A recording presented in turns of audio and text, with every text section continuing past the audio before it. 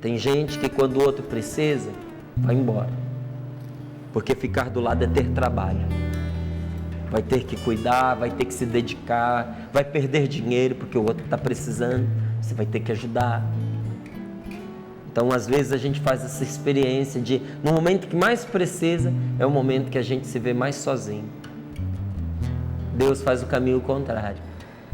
No momento em que você mais precisa, é o momento em que Ele mais está do seu lado, porque é o momento que você mais precisa de força. E aí a gente pode unir a esse versículo, o versículo 12, dizendo: ó Deus, não fiques longe de mim. Meu Deus, vem logo ajudar-me. Porque quando nós clamamos a presença de Deus, se a gente faz isso de maneira sincera, não é que alguma coisa muda, tudo muda. Porque Deus não deixa de responder a oração. E quando nós clamamos e dizemos: ó Deus, não fiques longe de mim, Senhor, por causa dos meus pecados, por causa da minha atitude imatura, por causa da minha rebeldia, por causa da impiedade que tantas vezes eu carreguei dentro do meu coração, Senhor, não fiques longe de mim, mas vem logo me ajudar. E Deus se apressa em vir, e quando Deus se achega, diz a palavra, o mal se confunde. A presença de Deus, a simples presença de Deus, põe em confusão o mal, como a verdade põe em confusão o mentiroso. Não é assim? Quando a verdade é dita, aqueles que mentiam ficam envergonhados e já não sabem o que dizer e começam a gaguejar e não veem a hora de escapar dali, de fugir. Quando Deus se manifesta, quando Deus se achega, o mal se confunde. Diante do bem, o mal se arruína a si mesmo. Portanto, seja do bem. Hoje nós temos a oportunidade de fazer uma escolha. A nossa escolha não é cuidar do mal. Deixe o mal por conta daquele que dá conta dele. Deixe o mal por conta de Deus. E seja do bem. O que a gente pode fazer contra o mal hoje é ser uma pessoa de bem. É ser uma pessoa do bem. Porque quando nós tomamos uma postura de guerra contra o mal, de lançar mão das mesmas armas, da violência, da agressão, a gente acaba multiplicando o mal. A gente acaba decaindo da graça. A gente acaba se envolvendo com o que a gente não quer. Como é que se combate o mal? Fazendo o bem.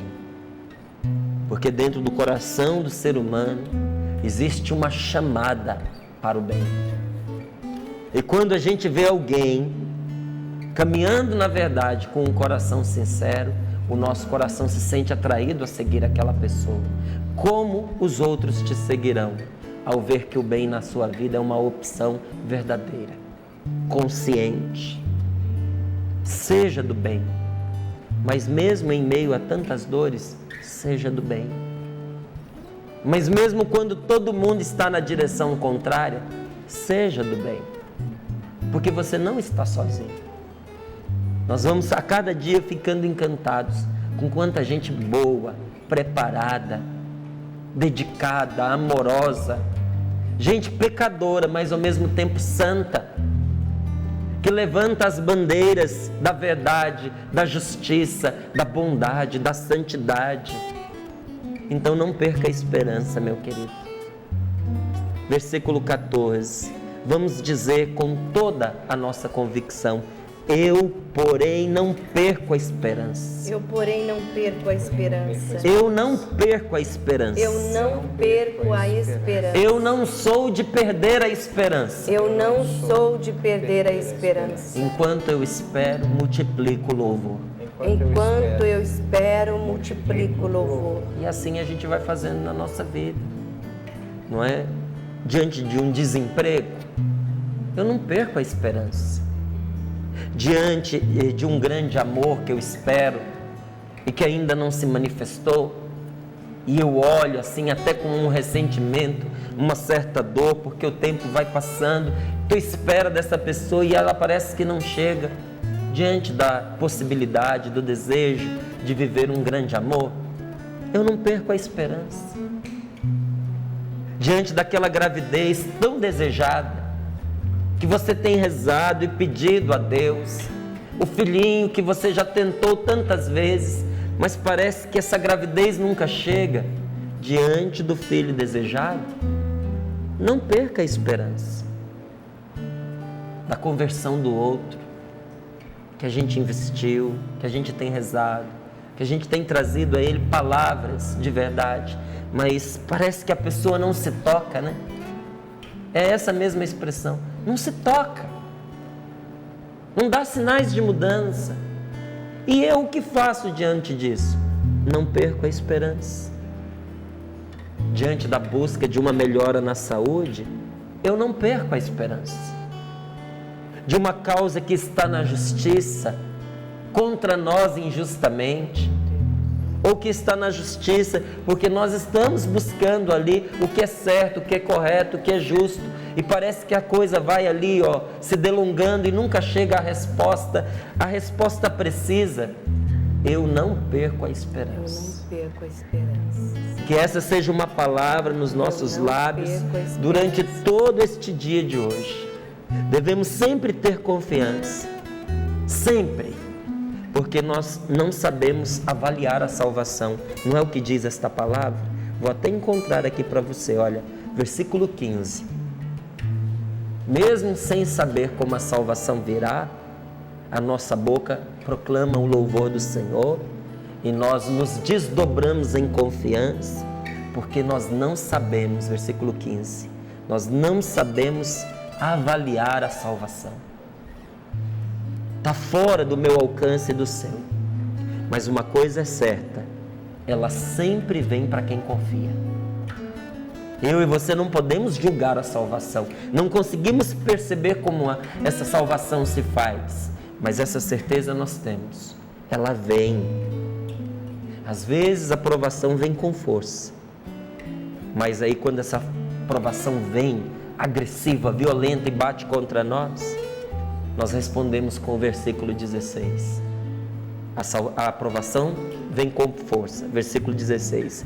Eu, porém, virei com o poder do Senhor. O mal pode vir contra nós com os seus artifícios que já são muito conhecidos. Nós, porém, avançamos contra o mal com o poder do Senhor. O poder de Deus não é o poder do mundo. O poder de Deus é humildade, é amor, é esperança. No versículo 20, a palavra nos diz assim: fizeste-me provar muitas angústias e desventuras. Não é Deus quem nos obriga. Fizeste porque deixou a gente passar. Mas olha o que a oração nos diz. Eu tive que passar pelas angústias. Eu tive que passar pelas desventuras e quase morri, Senhor. É isso que esta palavra está dizendo. Fizeste-me provar muitas angústias e desventuras, tornarás a dar-me a vida. Por que tornarás a dar-me a vida? Porque na minha angústia, na minha desventura, eu quase morri. Mas o Senhor me fará subir e o Senhor me consolará. Você confia no Senhor? Responda no seu coração: meu Deus, é em Ti que eu confio.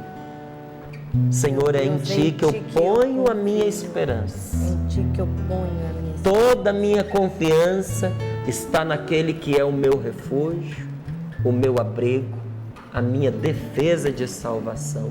Nesta manhã, quem me salva é o Senhor. Nesta manhã, quem me salva neste dia, põe tua mão sobre nós, Senhor. Quem me salva é o Senhor. Põe tua mão sobre nós. Põe tua mão, Senhor, sobre nós. Amém. Obrigado, Senhor. Sobre nós, Senhor. Me vinha ao coração assim muitas realidades diante dessa palavra. E um pouquinho antes de começar o programa, eu perguntei para o Xará qual era a palavra de hoje. E meus olhos grudaram no versículo primeiro e eu demorei para sair dele. Porque diz assim: em Ti me refugiei, o Senhor, que eu não seja confundido para sempre. E de imediato assim, me veio a imagem da cruz. E porque Deus tem feito assim uma obra no meu coração, na minha vida como irmão de comunidade, na minha vida como esposo, como pai. E por onde eu passo, por onde eu ando, muitas vezes com meu irmão que está aqui, que não me deixa mentir, o Sapo, e levando para as pessoas este anúncio da cruz de nosso Senhor Jesus Cristo. Porque de fato foi nela que eu me refugiei quando eu pude experimentar este abismo de que fala a palavra. Aqui no Sorrindo é um lugar de partilha, mas também de testemunho. E para quem não sabe, eu passei pela experiência de um primeiro casamento em Brasília. E esse casamento não deu certo, esse casamento não se consumou. Nós vivemos 6 meses juntos, depois voltamos para a casa dos nossos pais. E aí você pode imaginar, todo um sonho, toda uma esperança de vida, de construir uma vida, de construir uma história. Tudo isso foi por água abaixo.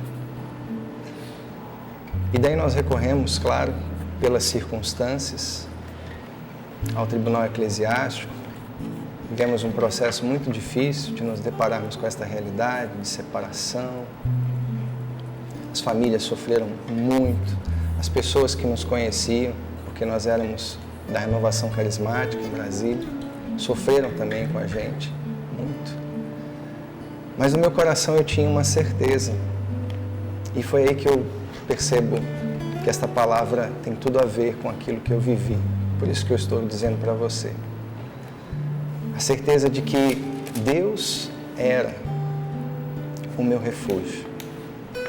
Como a Luzia dizia no começo da adoração, que é uma decisão, até mesmo do nosso corpo, de nos colocarmos na presença do Senhor, com tudo aquilo que somos, com tudo aquilo que trazemos. Eu passei a fazer isso em todos os momentos que eu via que havia aquela possibilidade do caminho da minha casa para o meu trabalho. Eu já sabia as igrejas que tinham, se o trânsito começava a ficar difícil, eu já desviava, porque dali eu já ia chegar perto de uma capela. Se eu chegasse lá e tivesse fechado a porta, eu me ajoelhava na porta da igreja, porque de fato eu havia decidido estar na presença do Senhor. Porque eu precisei reconhecer que, pela minha razão, pelas minhas vontades, eu me fiz cair neste abismo. E muita coisa foi por minha culpa, por minha tão grande culpa. E ali Deus foi abrindo as portas para mim, através de pessoas, através de sacerdotes que foram me acolhendo, e eu fui me sentindo abraçado por Deus, sem jamais imaginar o que eu viveria dali para frente. E aí a palavra também ecoa na minha história, quando diz no versículo 20, fizeste-me provar muitas angústias e desventuras. E aí eu digo, da minha vida, o Senhor tornou a me dar a vida. O Senhor me tornou a dar a vida. Eu me lembrava da sua história, O Senhor me tornou a dar a vida. também de todo um projeto, de toda uma história, E o avião caiu, Mas o Senhor te tirou desse abismo e tornou a te dar a vida. E assim eu tenho certeza que muitas pessoas viveram esta experiência. E é preciso que a gente reconheça que o Senhor tornou a nos dar a vida. E se você está neste abismo, esta palavra também encontra o seu coração agora nesse momento. Ele tornará a te dar a vida. E eu reconheço isso na minha história, porque, e aí eu digo da Canção Nova, que a Canção Nova me abraçou a minha história, abraçou os meus abismos interiores, abraçou as minhas fragilidades, abraçou até mesmo os meus defeitos. A Canção Nova não me rejeitou por aquilo que eu vivi, por aquilo que eu sofri, e nem por aquilo que eu acabei às vezes fazendo, causando sofrimento quando vim para cá, com irmãos que vivi, com tantas histórias que já vivi aqui, mas em todas elas o Senhor me retirou do abismo e tornou a me dar a vida. Aqui, o Senhor me deu irmãos, irmãs. Aqui o Senhor reconstruiu a minha afetividade. Aqui o Senhor me deu uma mulher linda, maravilhosa, que hoje é minha esposa. O Senhor me deu filhos lindos, maravilhosos. O Senhor me deu uma vida de novo, uma vida nova, uma nova chance. Mas porque lá atrás eu precisei reconhecer que só Deus, só a cruz de nosso Senhor Jesus Cristo é que era o meu refúgio. E hoje, olhando para a minha vida, diante de tantos desafios, diante de tantas situações, dentro, fora de mim, eu reconheço que eu preciso voltar a esse primeiro amor, para não pôr tudo a perder. E é sempre tempo de voltar, meu irmão, minha irmã. É sempre tempo de voltar. recomeçar. Sempre é tempo de recomeçar. Que seja retirado do nosso coração agora todo tipo de orgulho espiritual. Todo tipo de orgulho que nos cega, que nos coloca num patamar como se nós tivéssemos alcançado um nível de espiritualidade, como se nós tivéssemos alcançado uma posição em que, por causa disso, o Senhor nos privilegia. O Senhor sabe do que eu estou vivendo, nós dizemos isso tantas vezes. O Senhor sabe das minhas dificuldades, mas nós não fazemos a nossa parte. Não vamos ao encontro do Senhor na Eucaristia, não vamos ao encontro do Senhor na palavra, não vamos ao encontro do Senhor nas pessoas que tanto necessitam de nós. Em Ti, Senhor, me refugio, que eu não seja confundido para sempre. Cura-nos, Senhor Jesus, pela ação do Teu poder, do Teu Espírito Santo. É o que nós pedimos neste momento.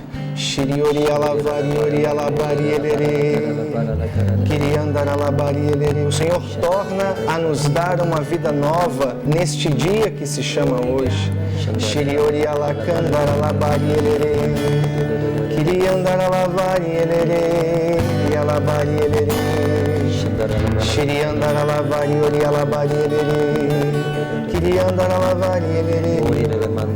Há um Deus que te espera, Ele te ama muito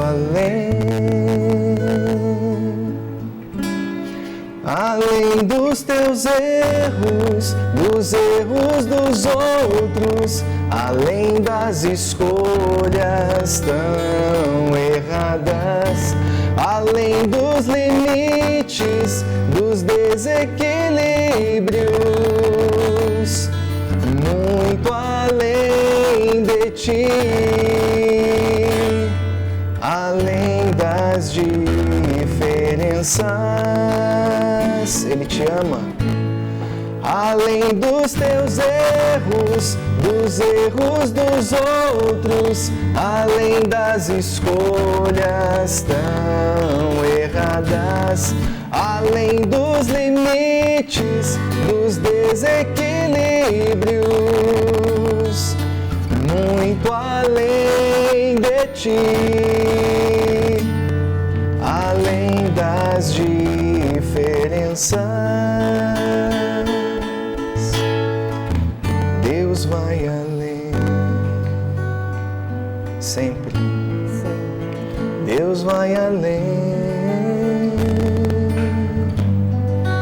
Deus vai além, Deus vai além. Eu quero trazer para você aqui uma palavra do livro Ternura de Deus, do Oswaldo, que coroa esse momento de oração que nós estamos fazendo. Que nós temos um Deus na nossa vida que nos leva muito além, nos dá força porque não só é bom, mas é um Deus terno. E diante das situações que se põem no nosso dia, nós pedimos a Deus, precisamos pedir a Deus a graça de não somente sermos bons, mas de fazer com ternura tudo que a gente faz. E a palavra diz assim: um garoto levantou-se e disse à professora que lhe perguntava o que era ternura. O menino respondeu: bem, se eu estivesse com fome e alguém me desse um pedaço de pão, isso seria bondade. Mas se passasse geleia no pão, isso seria ternura. Ninguém transmite ternura sem sentir. O mundo precisa de ternura. E pior, nem conhece esse diagnóstico, sofre sem saber. Só que mais do que a doença, o amor é contagioso. Ao ser do bem, nós levamos um remédio infalível a este mundo. Porque o amor cura a maldade, a incompreensão e toda a solidão. O amor cura a maldade, a incompreensão e toda a solidão. Hoje nós podemos ser esse remédio nas mãos de Deus para esse mundo de hoje. E fica aqui a indicação para você que quer levar essa ternura, tanto pelo que você vai aprender nesse livro, quanto pelo próprio livro que você pode presentear.